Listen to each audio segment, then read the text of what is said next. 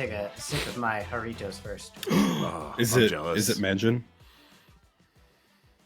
It is Manjin. Only the best. That is, I like that, and I like the tamarind flavor. Anything orange. Anything orange, really. You didn't know they had multiple flavors? I just look and I go, I like that pop, and I just grab and drink it. It could be different flavor every time. Yeah. Doritos flavors are just colors. The green one. The tamarind one's good. I don't know if you guys have had tamarind before. It's real weird. But anyway, hello and welcome to the O3 now we actually are Dropcast. recording. Now we are recording, yeah. Welcome to the O3 Dropcast, the show where we cover the offbeat, off-meta Legends of the Armory only sometimes, because we are going to be covering today the very on-beat, maybe meta, going to be at every single armory, heroes in the high seas, which is what everyone wants to talk about right now. And who else to talk about it with than my two lovely co-hosts, Chris and Brice. Hey, guys. Well, hello. Howdy. I, just so you guys know, I'm currently surrounded by dogs. There's a lot. I hear a lot of dogs. I just moved in with my girlfriend, and she's got a dog, so I've got two dogs and two guinea pigs in the room with me. So it's going to be a little bit louder than usual. It's a lot of legs. I just think every episode you need to add one more animal to the stream. Dude, until my girlfriend would be all too happy to make this house a farm. So but I'll put the kibosh on that right now. No more animals on the show, except for you dogs. How are you guys doing? Lovely. I mean, currently I'm on my quest to be king of the pirates in multiple trading card games. So heck yeah, this is good. It's been a good week for pirate fans. We'll put it that way. Let's not waste any time. Let's talk about it right now. We got 3 new heroes. We got Puffin Hightail, we got Gravy Bones, Shipwrecked Looter, and then we've got Marlin Treasure Hunter. Is it Maryland or no? I believe that's Marlin. It has to be Marlin, like the because fish, it's right? Just Marlynn. Yeah. That's what I like. Oh, it is. It doesn't have like it's an very eye. punny. Yes, this set it feels like. Yeah. Okay. I think my brain just filled it in as like, no, that's Maryland. Yeah. That's the name. All right. Are we all most excited for Gravy Bones, or is anyone more excited for other heroes? I don't like the name. I don't like the name. I'm gonna play it. You know I'm gonna play it. I've been waiting for a Necromancer just as much as everyone else has. I think here's the thing. I think you have to really emphasize the fact that it's like grave-y. Like gravy and not gravy. Nope. Okay. You know what I mean? I'm getting an altar of him standing in a gravy boat day one. Yeah. Like, I need somebody to draw it, and I want like a Thanksgiving background in the background. Bryce, I didn't even know that connection existed because I've always been like meat sauce man. Yeah, it's not meat sauce man. I mean that right because that's it's like obviously a pun on Davy Jones, and that's the sunken graves and all that. Like I'm pretty sure the intention is to be like full of gravy, not meat sauce as you so delicately put it. Or gravy, like it's gravy, it's cool. It's gravy. Yeah. Got some gravy bones. No, it's the art's awesome though. Are we all most excited for that, or were there other ones? Because the other heroes are cool, but I want to let you know if that's I think vibe? I think it's safe to say that we're probably all pretty excited for Necromancer because this is the first new class we've had in quite some time. Mm-hmm. But in terms of playability, I personally, Marlin is one that I think will be a lot of fun if she's playing the way I want her to play. Yeah, I think Marlin is probably the one that I'm most likely to put time into playing, but Gravy Bones, I'm very excited to just pick up a brand new class. We actually did get confirmation that Pirate is a class, so these are dual class heroes. We haven't seen any like universal pirate cards yet. but these are our first dual class classic constructed heroes. Mm-hmm. We haven't had that outside of Emperor, yeah, that I'm aware of. Nope. So I think that's pretty cool. I think getting an idea of what the Necromancer looks like has been pretty exciting so far. Oh god, the dogs are going at it. Hey guys, go downstairs. Go downstairs. I'm gonna shoo them. You're grounded. Get out. Go to your room. Go to your rooms. You go to your room and you go to bed. Mm-hmm. What else do we have? Watch the guinea pigs start going at it now. They're killing each other. Set them loose in the house. Oh my god. So anyway, getting an idea of what Necromancer looks like was where I was beginning to go, and it's a little bit hard to distinguish where Pirate starts and where Necromancer starts. Sure. Minions.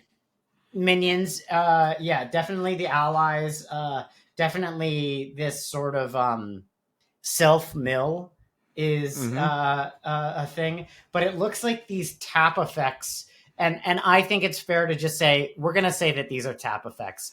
We could speculate that there's something else, but as with the cards we have, I think we have enough information to say this is tapping. This is... Yeah, I think and maybe they're just temporarily using it as a placeholder.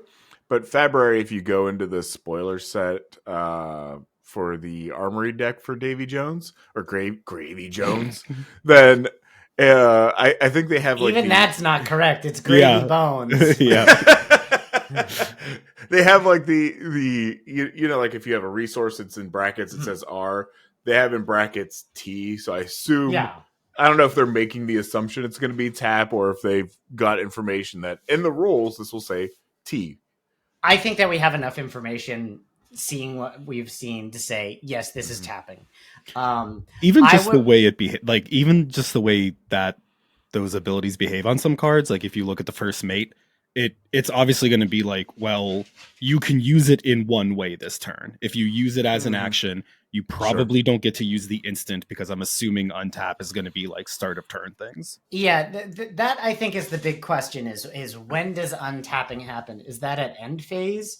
Is that at my end phase? Is that at your end phase? Is it at the start of turn? So that's a good question. There's that. There is also the possibility, and it seems unlikely, having seen the cards that we've seen so far, that untapping is its own piece of the puzzle that does not happen at start or end of turn, but rather as the effect of other cards. Seems unlikely. I don't think that's what it'll be, but just wanted to put it out that is possible. So Necromancer, we've got an ally, an action, 2 attacks, and a block. And so I wanted to just sort of tell you guys a little bit about my initial thoughts on this class and where I see some builds going.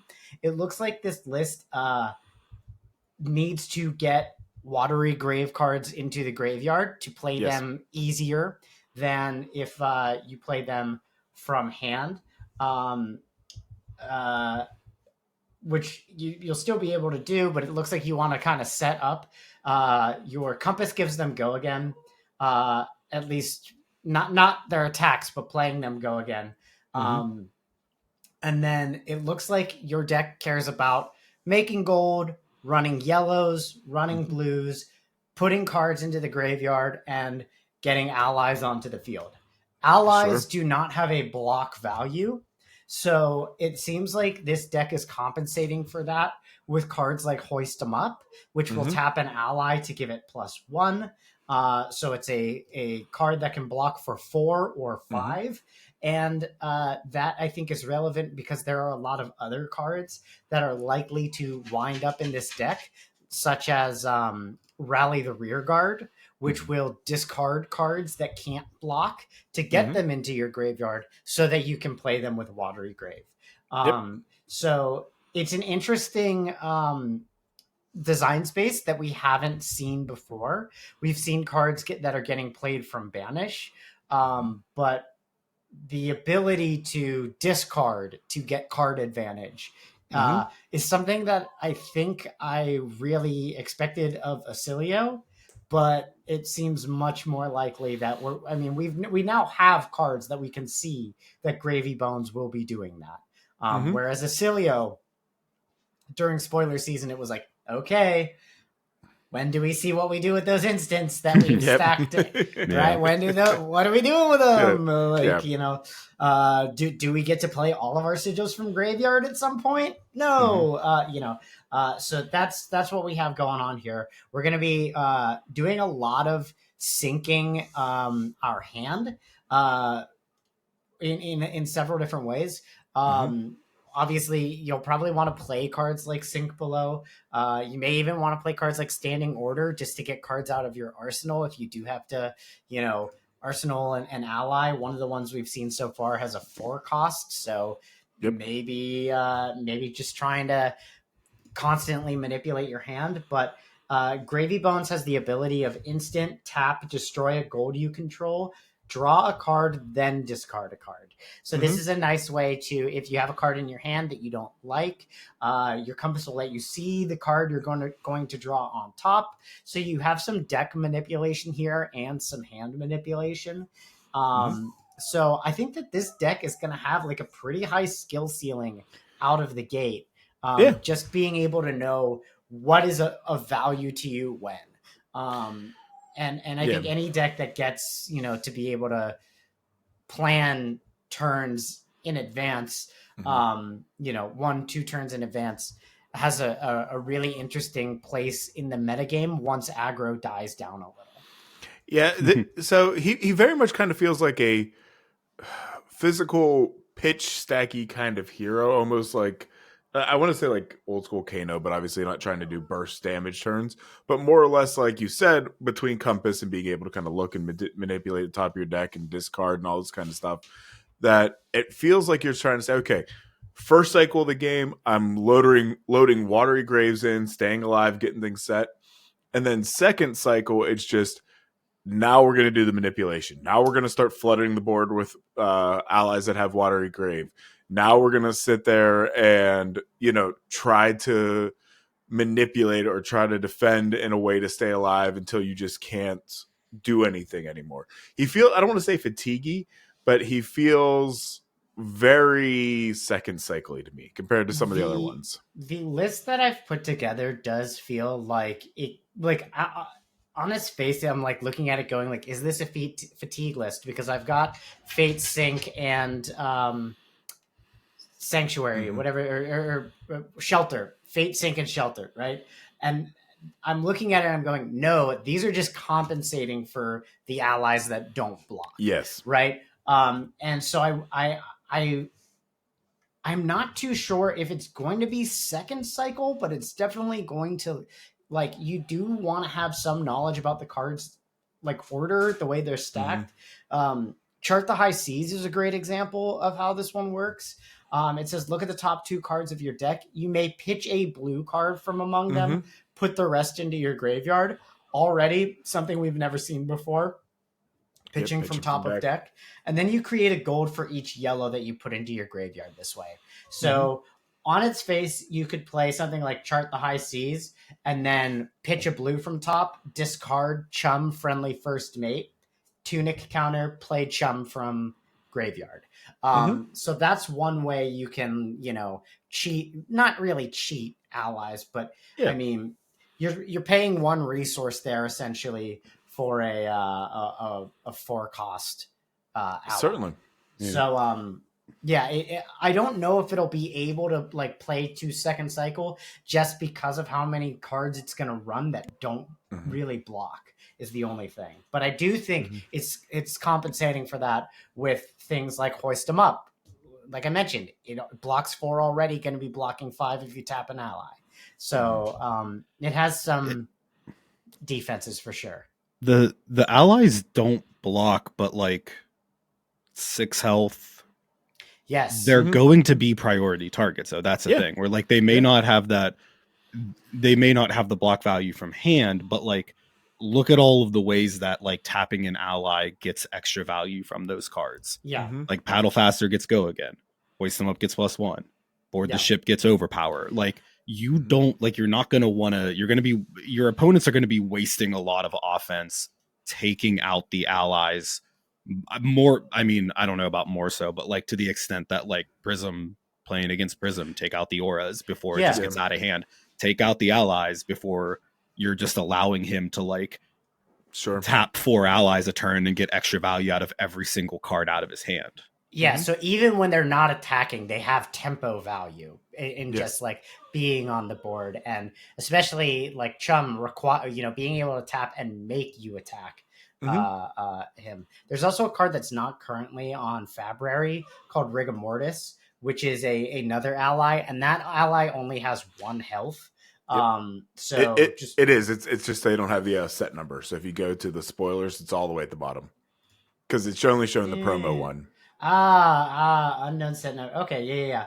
But both of these have Watery Grave, which is another thing that we can talk about because I am really, really happy that this does what it says. You're not going to be able to keep playing these from graveyard. You're not going to raise a skeleton every single turn.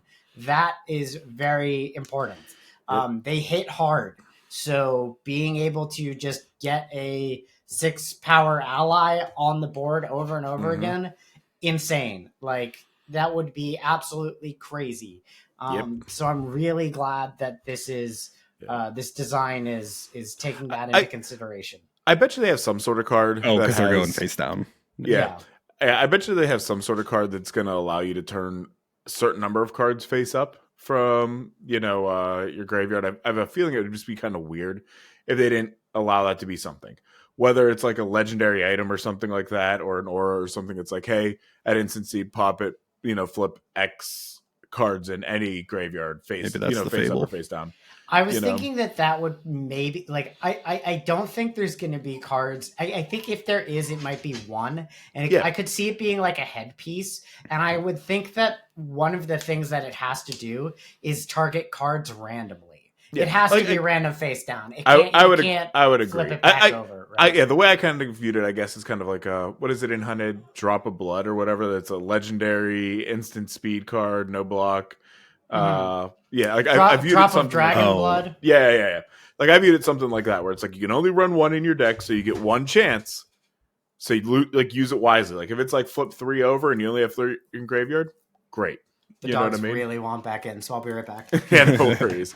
But like that's always kind of been but that's kind of been like my thought process is like I would be shocked if they didn't have some way to do that. Maybe I'm wrong though. Maybe I'm wrong.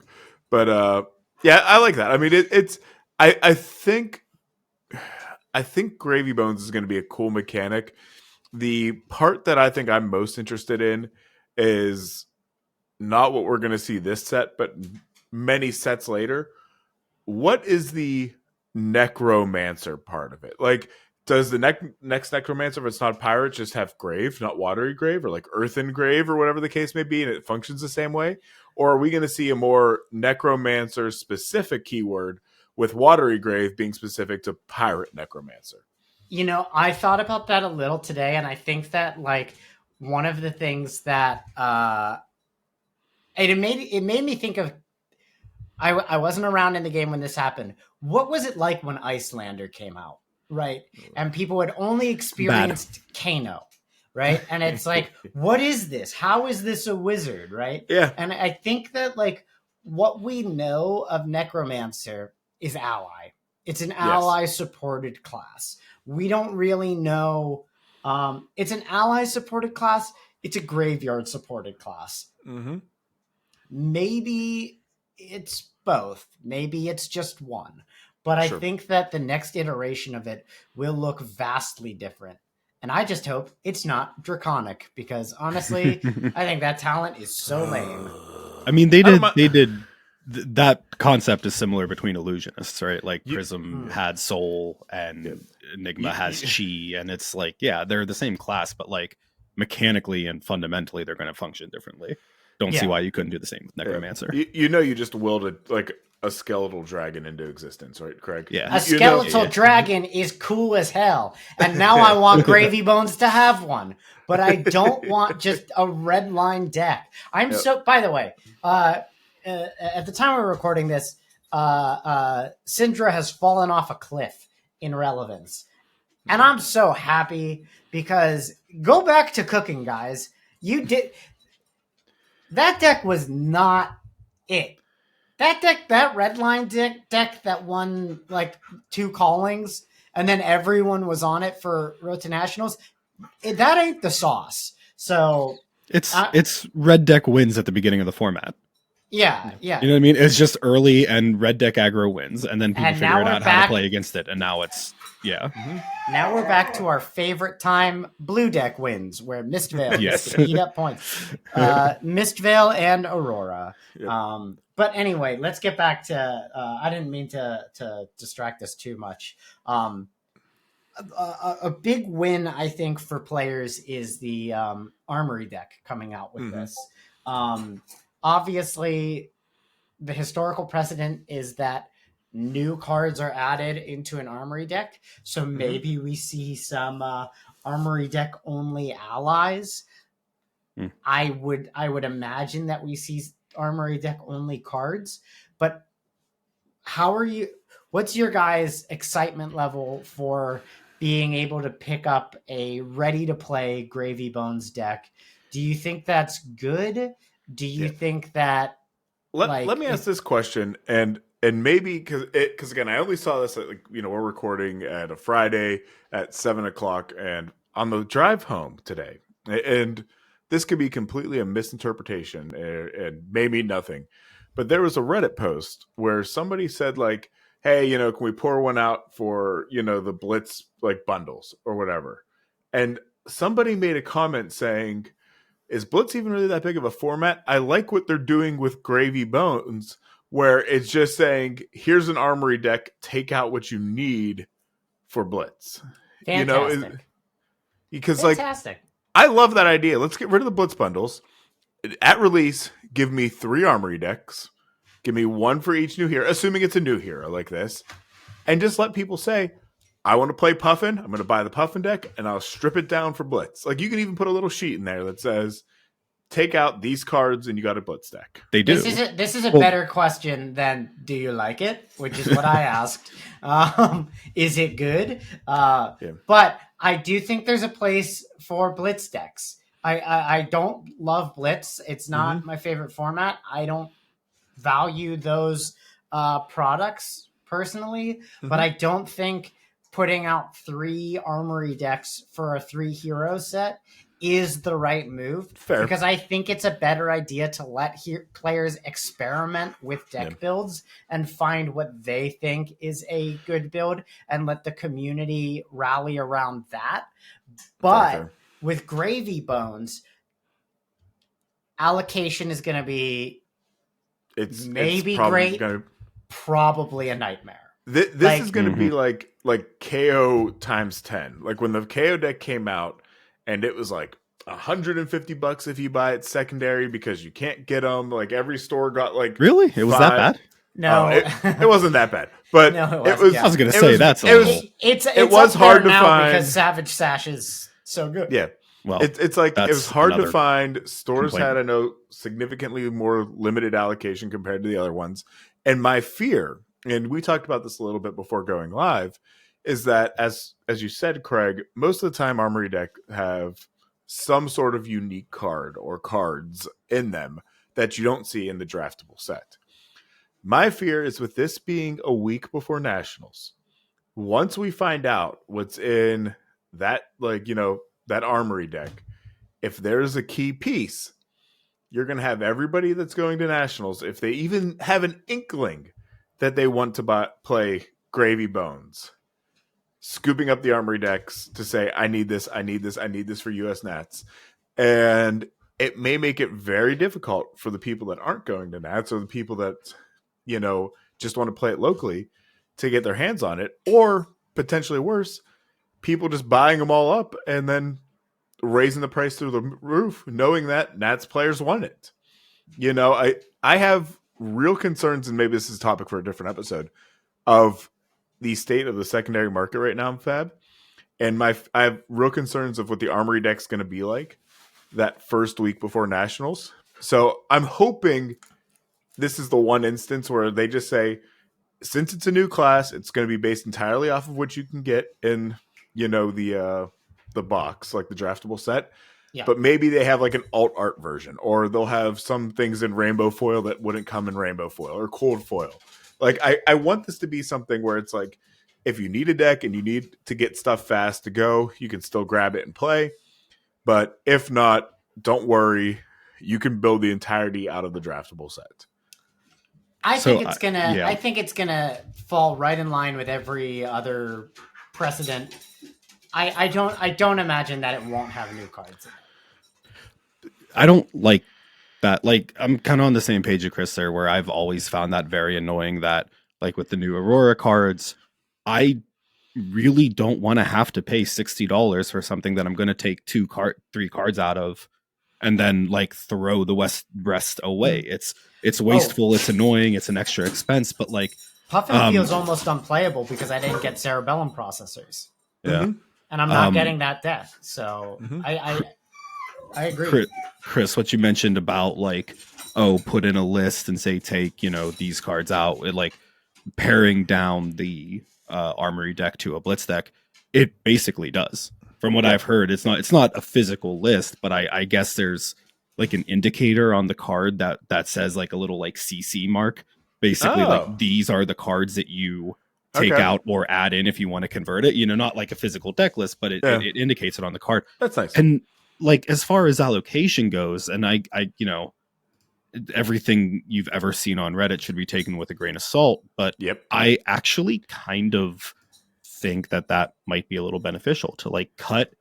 If you want to talk about allocation, they're printing Armory, or they're printing Blitz deck bundles. They're printing Armory decks. Take all that allocation and just put it into the Armory decks that can serve both functions. You know what I mean? Like that. Why would you? No one. I mean, not. I don't want to say no one, but I don't think I've ever looked at a Blitz bundle and said, "Yes, I want all of this." I'm gonna like buy an individual Blitz deck for some of the alt arts and stuff like that. But I don't think I've ever really bought one of those Blitz deck bundles. If I've bought anything, I think I grabbed one of the hunted playmats just because I liked it. But I'm not going to buy a whole Blitz deck bundle for it. I don't need it. I don't want it. Stop splitting the allocation and just print dual purpose Armory decks. Yeah, I saw. I agree with you, and Craig, I saw what you typed and why you're excited. Yes, I did realize this earlier as well. I did not see that before. Adult heroes are tokens again. Well, except they're bokens. They start with B. They're B rarity now, which is basic apparently. But base rarity, which actually makes sense after like the whole like Chalicera. Thank God. So we're not like wasting majestic slots on adult heroes anymore. Yes, doesn't look that way. Thank you. Sorry, Jimmy. That's amazing. I have that rare so nice. As you were talking, I checked the card and I was like, "Why isn't that red? Why isn't that red?" Yeah, these were broken. Yeah. I am pretty sure that there will be exclusive cards, and I don't know how it will affect allocation. Chris touched a little bit on Nationals, and I just want to say very briefly how I feel about that. I don't think that I have heard an argument that is compelling to me that the competitive integrity of Nationals CC is not jeopardized by the system that they have currently. I don't think anyone's even making that argument, honestly. But I haven't heard any reason to believe that it's not. Like, it is very clear that people with a certain amount of privilege, myself included, I have a close relationship with my card shop. I live in a well-populated community where people trade, and we, we are going to be mass opening cases at the card shop that I work at. I will have the cards that I need for Nationals.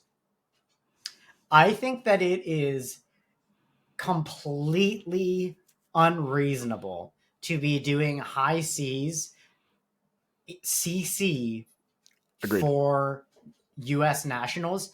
I don't at all feel that way about high C's limited. I think that's awesome. Fully agree. I 100%. There should be a week delay on CC and Nats for these cards, only for the US, because the rest of the world, they'll have that extra week. They'll have time to get it. And I mean, forgot about that. Like, you got people like Min-Max Games, for example. They're going to be a vendor, probably a vendor. Last when they said this, they said, hey, we'll take pre-orders. We'll have stuff available for people there. They can get it. That we'll make sure people can have access, which is great. And it's awesome. And it does help some of those people that are coming, as you said, from maybe more remote areas that don't have the opportunities that we do kind of in Pittsburgh, where when day one of a set comes out, essentially we can get everything we want just based on the number of shops that carry the product and the quantity we get between them. It's great. But the downside to that still being is they may have one or two vendors that they can accurately rely on or pre-order, and then you're still paying these ridiculous day one pre-order prices where people don't know. So every M is just $30. Yeah. Or more, way more. Yeah. And it's going to be a problem. I've traveled to convention centers. I've done this once, right? But I traveled with Green Tree sports cards and sold cards in, I believe it was Columbus. Mm-hmm. And what I realized from selling cards there is that there are plenty of people whose nearest armory may not be within like 50 miles of where they live, right? Not only that, the reason that we have our community who's going to nationals will have access to these singles isn't because there's a lot of armories around us. Make no mistake. It's because the one shop that opens 50 one cases. shop opens cards to sell singles. Yeah.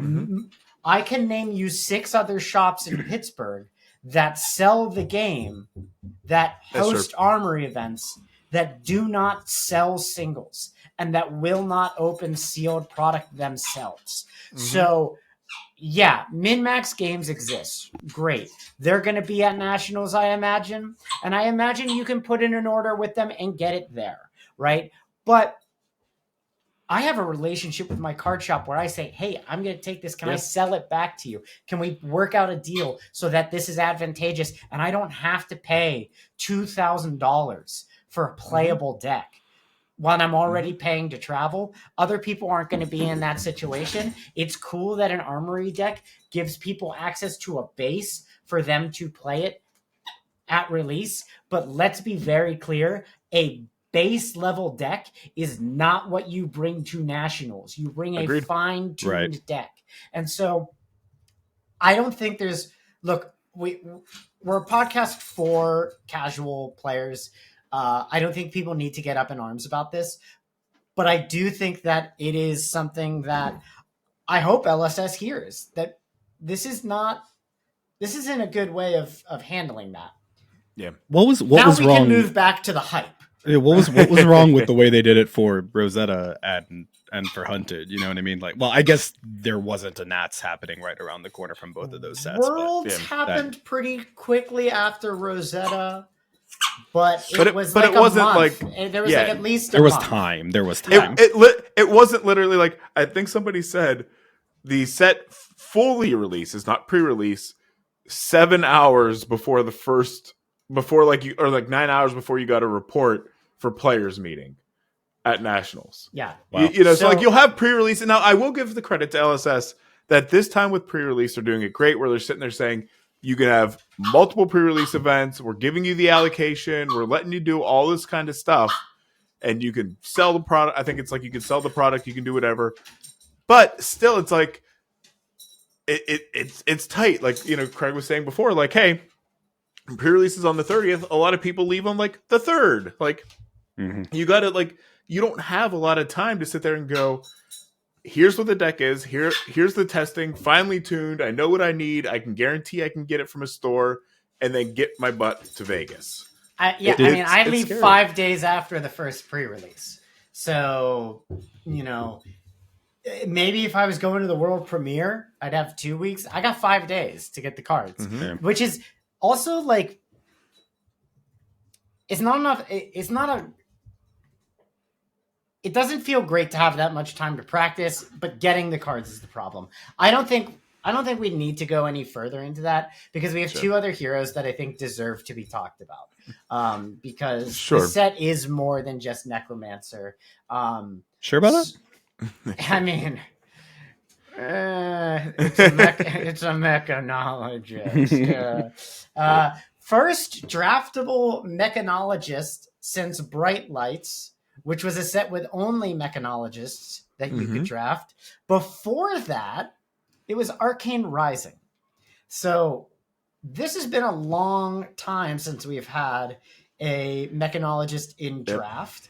And this one, to me, seems to already be starting off to maybe be the best one because it doesn't have any boost cards yet. That's the thing that I was in limited is booty. It feels bad. I like this idea of like as much as like, and maybe I'll change my tune when it comes out. As much as I'm anti tap mechanic as a whole, where I'm like, we're starting to feel a little bit like Magic right now, where it's like I'm tapping this hero and I'm tapping this ally and I'm doing that. Like I'm not in love with that, but maybe I'll change my mind. But I do love that, like what we see with Sky Skimmer and things like that are and I guess the Golden Cog is like the crank mechanic to go again. I like that we're leaning into that to get an action point. And then I like hey, just tap it.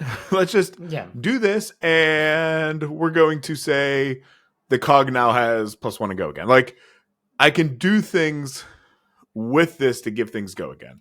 I have heard from people, I've heard an argument that I know you heard too, Chris, which was, why does it matter if we're tapping?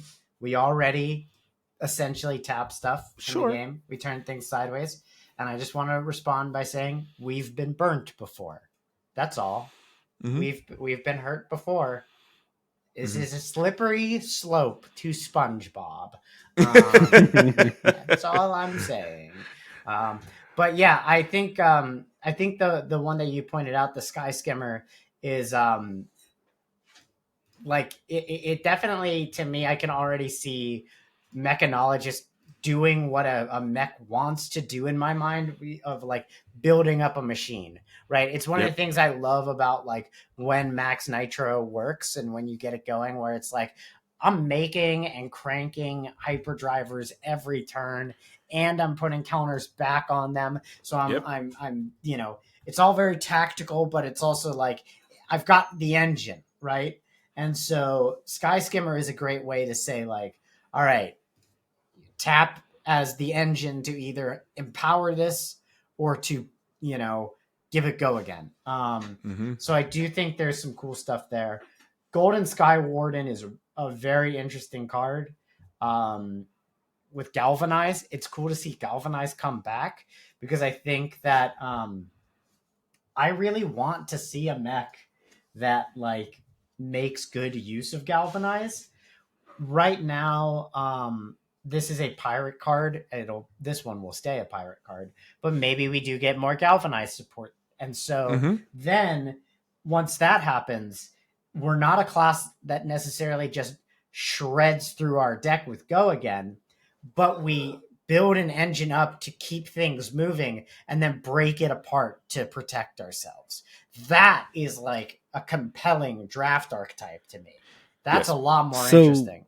So we mentioned it earlier where, you know, we're talking about the potential of having cards that, you know, when you say like, well, why is there a tap thing when, you know, we've just essentially been doing that the whole time? I think that circles back to there's probably cards that untap, because the why would it not just say once per turn action, like all the hero abilities? I mean, you know, like action, tap, destroy. That doesn't say once per turn. So when you combine that with especially Hightails, destroy a gold you can control, create a golden cog token, doesn't necessarily say once per turn, and that's going to be an interesting interaction with the macro. the reason it says that on Sky Skimmer is because you could tap a different cog and then pump it up a bunch. So if you had like 4 cogs, if this didn't say once per turn instant, you could give it go again, give it plus 3. Right. I'm just talking about the hero. Yeah. Like the hero doesn't say once per turn action. So if you have ways to untap, you can make cog. And I think the instant one is similar. It's not necessarily untap, but it's a timing restriction, right? Yep. So it's not I'm tapping and untapping my hero, but it's I'm waiting till your turn to tap it, because if I tap it on my turn, then I've done, it's just sort of a tempo mechanic. But yeah, I guess we should say also her hero ability is tap, destroy a gold you control, create a golden cog. Golden cogs have crank, and they come in with a steam counter, as all good crank items do. And then the second time you crank each turn, you draw a card. So some cool card draw there. One of the reasons why I'm so upset that Cerebellum Processor exists, because now you're just going to be drawing 2 cards. And like that card is ridiculous. And then draw a card off of the ability and have a bunch of cogs to give everything go again. And have big wide just turns. To get a bunch of action points. It's going to be and big wide turns without having to boost. So all the ups, none of the downs. And hey, maybe you do boost. Maybe you use some of the other boost cards, but like in constructed. But shouldn't say no boost. I just think Cerebellum Processor is a card that is going to be a problem, even if it's not a problem right now. Which I personally think that it's not, but it's really barely getting by. It's getting by because mech's not that good, not because the card's not that good. Anyway, did we talk about the macro yet? No, but we do have another hero, so maybe we'll go through the heroes and then the macro. Is that good? That works. Yeah. Okay, cool. So then we have our Pirate Ranger. Tap, destroy a gold you control. Create a gold fin harpoon in your hand. Go again, which is not go again is not on Puff and Hightail's action, so you will have to crank. Yes, and then she also says whenever you draw a card during your action phase, you may put an arrow from your hand face up in your arsenal. So obviously gold is going to be one of the ways of drawing cards. It's going to be one of the ways of activating the ability. And Goldfin Harpoon is a card with no pitch value, but a color. Still yellow. It is yellow, but it can't be pitched. And it is a 2 power arrow attack for 0. And it essentially has ephemeral, but it's not keyworded as ephemeral. It says if this would be put into a graveyard, instead remove it from the game. Yep. They just wanted you to be able to use Fletch the Yellowtail on that thing. This is the Fletcher Yellowtail set. That's it. Yeah. Stonks on Yellowtail. Brice says go out and buy him now. So this is interesting to me because it's sitting there saying, okay, if we're going to put a pitch value on it, and we've already kind of seen this a little bit with Chart the High Seas, where it's like, hey, do this from the top of your deck for every blue, every yellow. My question is like, what is it? Is it tigers? Crouching Tigers could technically go back in your deck. Crouching Tigers can go back in your deck, but they cannot start in your deck. Yes. This seems to have the ability to start in your deck, but not be pitched into your deck. So it can go back into your deck, but it well, I don't know if it can't, because this also has the B in the corner. So I think B is taking T if we all But that's rarity. So this is not. But that's it. I guess you could start with a bobble in your deck, and that's a token rarity. What does the B stand for? I think it's just base or something like that. I think they're getting rid of token and maybe not. I don't know what they're doing with basic. B. But my thing is I see it as a maybe if it's something like, hey, so here's my tinfoil hat theory. Based on what we see on King Shark Harpoon with Go Fish being a mechanic. is I think we're going to have very harpoony kind of keyword or thoughts where it's going to be something like, if this hits, shuffle it back into your deck. If this hits, if your next attack hits, reel in and shuffle back into your deck. I think they're very much leaning into the theme of how these heroes feel. I love the Go Fish mechanic, first off. But my thought is there's going to be ways to get it into your deck if it hits. Like, create them and then put them into your deck. And that's first to help combat the fatigue issue that some Rangers have. And secondly, because we're going to see a chart the high seas like card for each of these class, where it's going to be something like, hey, the top card of your deck is a yellow or a blue or a red, do X or get Y. So I think that's the reason why they're like, hey, look, we're going to give this a color so it incentivizes you to get it into your deck for a combo turn or something later in the game, but we don't want you to just be pitching them like baubles. So they're kind of dead cards if you draw them. Like, you almost have to play them out of your hand. But if you can find a way to incentivize or get like a play off the top, that's kind of good. So like the thing that I keep saying is, if Azalea doesn't LL and we get Death Dealer, I don't know how important the cannon's going to be to her. It feels important because you see it on King Shark Harpoon. But let's say you want to play such a cool card. So yeah, it's so cool. So like it is like, let's say like you play Death Dealer as your arrow for Marlin, and you Death Dealer, load an arrow, draw a card. You've drawn a card now. If you have New Horizons, you slap another arrow down. Now, if you find ways to give it go again, you're just going for days. Like, arrow, razor reflex, arrow. Like, that seems really cool. Are you assuming that a cannon is going to be the type of weapon, though? So I don't think that's the case. So I don't know. I think it is, because it says King Shark Harpoon if you've activated a cannon this turn. And I think this is going to be like the mech thing where it's like, a pistol is not a gun. You know what I mean? Like, what situation would you not have? Because it's an arrow, it has to be played from a weapon. What situation would you not have activated a cannon?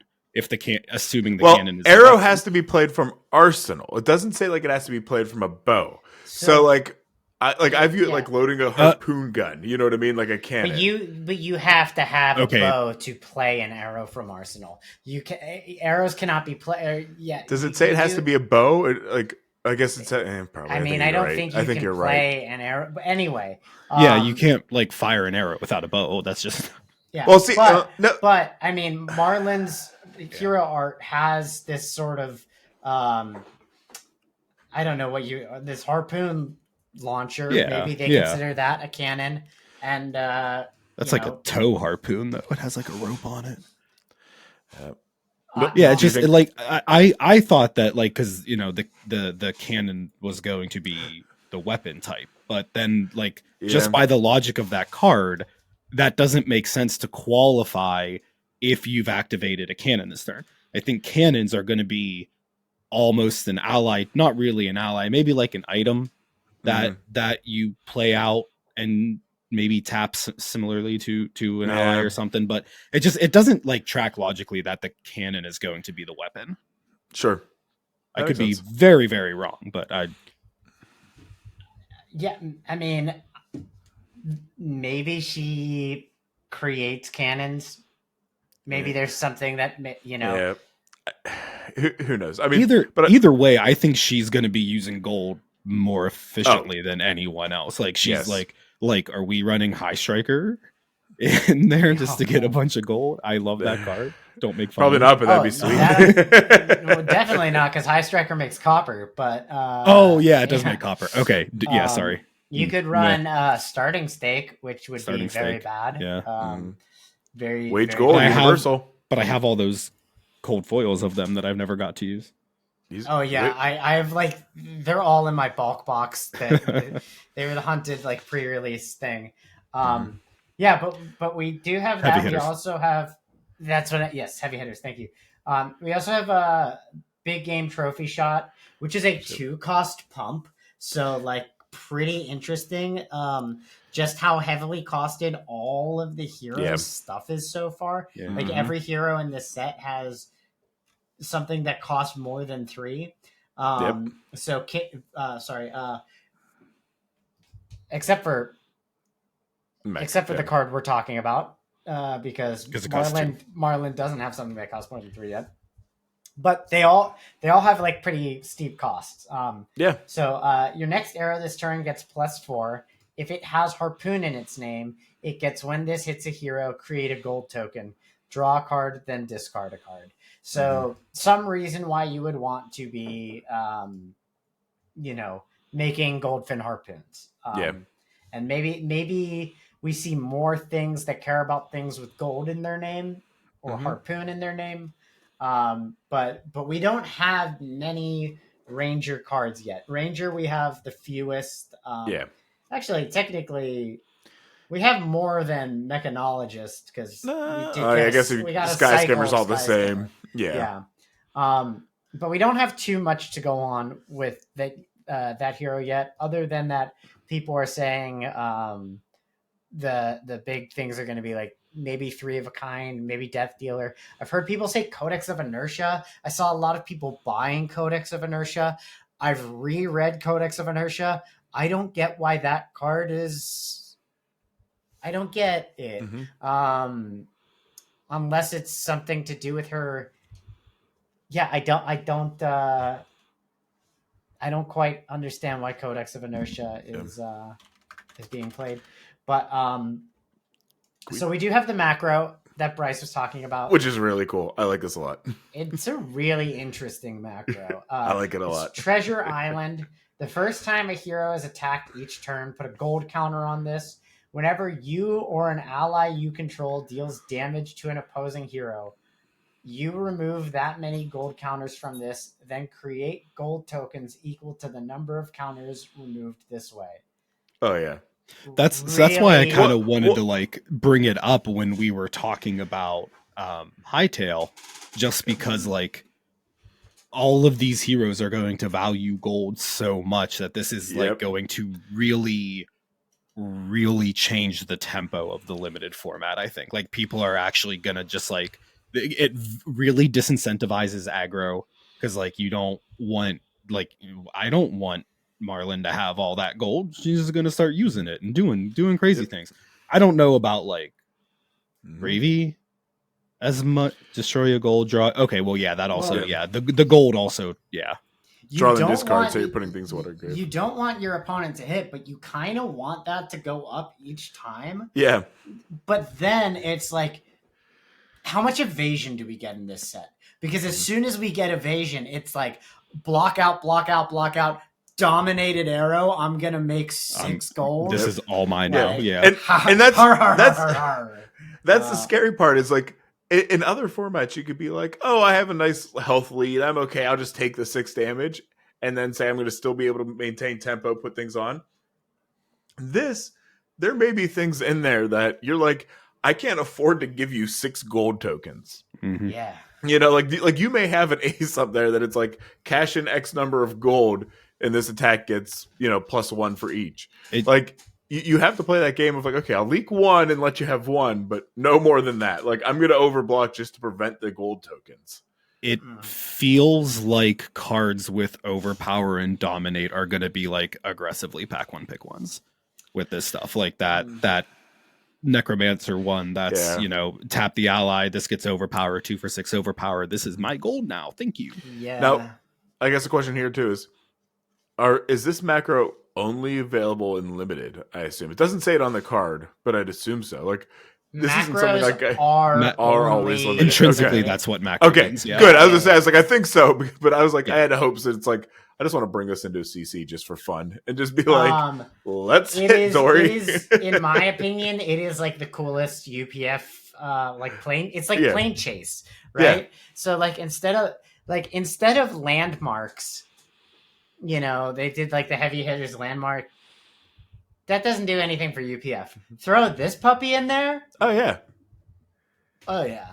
Yeah. Give everyone Sanctuary of Arya, and then put this in the middle of the arena. Just make like a homebrew macro format where everybody just plays UPF with all the macros and landmarks. Macro format, yeah. Like, yeah. I mean, it's It's interesting. We'll put it that way. I mean, I'm really excited, I think, for Limited just because of this. More so than I think any of the other macros that we've seen. I think this will be like a nice kind of mini mix-up game between you and your opponent that says, apart from it just being like, okay, who can get somebody down to 20, it's, well, now I also got to manage the island. So speaking of Limited, I've only loosely been paying attention to Discord. Did somebody say like draft for pre-releases, or is that just something that people are like, oh, that would be cool if we could? So draft is like, we are allowed to do that now. Sick. I think the changes to pre-releases are that you can do more than one, that they can be either draft or limited, and that you can, I think they're allowing stores to sell cards. They were allowed to sell hunted. They were allowed to sell extra, whatever they had that was extra. I don't know. So I don't know if there is a change there, but I do know that they're going to allow for stores to sell extra product. That'll help with allocation, only going through 3 packs per player instead of 8 packs per player at every pre-release. Well, I think there's also something like they can order their allocation worth for around the pre-release time too. Maybe I'm wrong. I thought I read something like that where it's like you'll be able to get that allocation. At that point, pre-release is just the new street date. Like, why? You know what I mean? Like, why let them get all of it for? Yeah. I don't know. I'd have to go back and reread exactly that full release, but a lot of changes. That'll be fun, man. I still kind of prefer to do sealed for pre-releases just because like I want packs. It's pre-release. I'm greedy, hungry. Gimme packs. Draft will still be fun though. I don't really want to do draft for pre-release until I've done at least like 2 sealed. Because once I've done 2 sealed, I'm like, I don't like the sealed format. But I want these for myself, and I want to build a deck without like, I don't want the pressure. I don't want to be like, am I about to pick a terrible card? Am I passing on something that's valuable? Exactly. Value draft. Wise, Well, not just. I mean, value wise is pretty simple. What's the color in the corner? You know, like that's pretty simple. But being like, am I giving a playable card to someone else when I don't know what's playable yet? Yeah. That I don't want to do. That's a hard part. I want an experience playing with cards. You want a little bit of sealed where you can go, this card feels good, this card feels bad. If they butter me up a little. If they didn't leak the entire set prior to pre-release, everybody would be on that same page. Sure. You know what I mean? Like, and I don't want them to do that because I want this set spoiled like yesterday. I want to start like getting ready for like because you have Nats to consider. That is the one thing that I am like. Yeah, you want time to test and build, and they're gonna trickle it out, and there's gonna be so many cards that aren't spoiled, and then we're gonna be like panicked for the week before. Okay, anyway, my dogs are getting mad just thinking about it. They can sense your nettledness, and they are also getting nettled. Well, I mean, let's ask this question before we kind of start wrapping up here, since we're kind of at that hour mark. Here's the only important question that I have for all of you. Which box art is the best hits coming from? The box art is one for each hero. It is not uniform box art like everything else. Well, one, I'm going to assume Puffin. Each hero has their own box art now. But I thought like those were like regional. I don't know. I don't think so. Like, really? No, at least not according to the marketing assets page. Interesting. There is, High Seas, like Marlin. It's got to be Gravy Bones.